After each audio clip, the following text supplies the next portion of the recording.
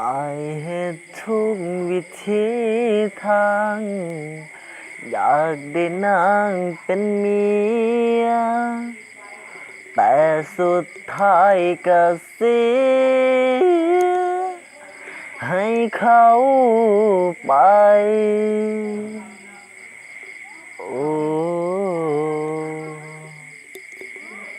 เฮาเกิดมาเป็นคนแค่หูจักบ่ได้เกิดมาเป็นคนหูใจอิหยังหลาย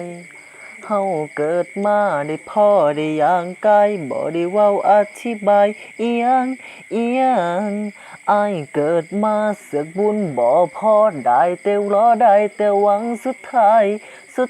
ยก็ผิดหวัง จริงจังบ่ได้อายเฮ็ดทุกวิธีทาง อยากได้นางเป็นเมีย แต่สุดท้ายก็เสียให้เขาไป จากสิเฮ็ดจังได้จังสิได้นางคืน ยิ่งตัวอ้ายยิ่งฟื้น ยิ่งปวดหัวใจโอ้โห